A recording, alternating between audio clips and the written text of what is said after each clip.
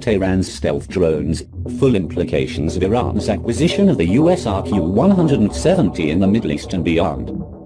On December 4, 2011, American media first reported the loss of a Lockheed Martin RQ-170 Sentinel reconnaissance drone over Iranian airspace, with Iran subsequently confirming that an electronic warfare unit had brought down the aircraft and releasing footage of the airframe in its possession. The drone made use of a flying-wing stealth design similar to the B-2 Spirit bomber, but was developed a decade later and was considerably smaller, making it one of the stealthiest aircraft operating anywhere in the world.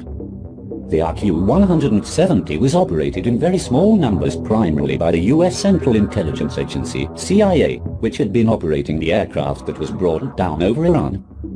While Iran's airspace had just a decade prior been very poorly defended, with non-stealthy American aircraft operating for extended periods over Iranian territory undetected during the Iraq and Afghan wars, the country invested heavily in modernizing its air defense capabilities in the aftermath of the Iraq War due to the threat of possible US attacks.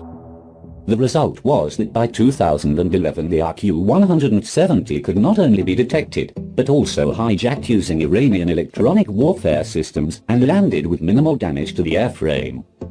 The RQ-170 was one of very few stealth aircraft to have been involved in combat, and the third confirmed to have been neutralized after two F-117 Nitork jets were lost to Serbian air defenses in 1999. The drone was reportedly surveying the country's nuclear activities, and a number of US sources acknowledged that Iran likely interrupted its data link and fed the UAR false GPS data to make it conduct a soft landing in Iran.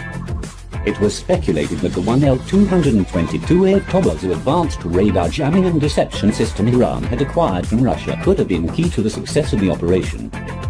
The fact that the drone was acquired and displayed by the Iranian Revolutionary Guard Corps almost completely intact despite its extreme altitudes indicated that the aircraft had been remotely landed as Iranian sources had claimed.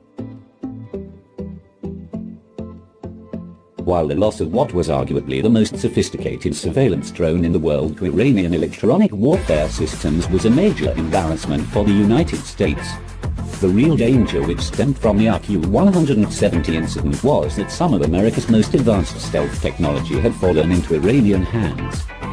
While the loss of the remains of an F-117 stealth fighter airframe to Serbia was considered a potentially major setback, with the airframe reportedly being sent to Russia for study, the RQ-170 represented a far greater loss and intact and much more advanced aircraft developed almost 25 years later in enemy hands. Former U.S. Vice President and Defense Secretary Richard Dick Cheney criticized the Obama administration's failure to take further action against Iran to prevent them from studying the drone, stating that the president should have immediately ordered an airstrike against Iran to deny it the valuable technology. He stated to this effect, the right response to that would have been to go in immediately after it had gone down and destroy it. You can do that from the air and, in effect, make it impossible for them to benefit from having captured that drone, considering the importance of the sensitive technology lost. There was a strong rationale for taking such action. Iran's acquisition of the RQ-170 has had wide-ranging consequences not only for Tehran, but for a number of other potential US adversaries as well. With Iran maintaining long-standing defense partnerships with North Korea and China, it is likely that the two East Asian states were provided with information on the drone both to develop countermeasures to US stealth platforms and to develop their own stealth aircraft.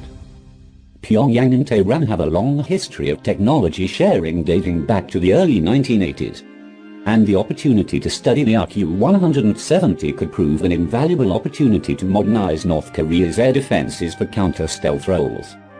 New Korean air defense platforms have notably been developed to counter the latest American aircraft at long ranges, many of which use similar stealth technologies, making access to the RQ-170 highly valuable. North Korea's more recent pledge to develop more advanced military drones domestically could plausibly also benefit considerably. China is also thought to have benefited. and within 5 years of the incident the country was testing its own advanced stealth drones which bore a strong resemblance to the RQ-170 and are thought to have improved on the design and adapted it for a much wider range of roles. Iran for its part has extensively studied the airframe captured and, likely with assistance from its defense partners, developed a number of indigenous unmanned aircraft with advanced stealth capabilities.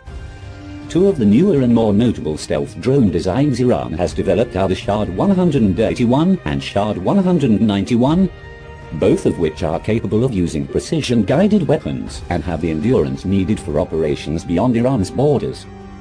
With Iran's Air Force having poor capabilities for operations outside the country's airspace, the deployment of stealth drones has provided an effective means for the country to project power beyond the use of ballistic missiles and special forces.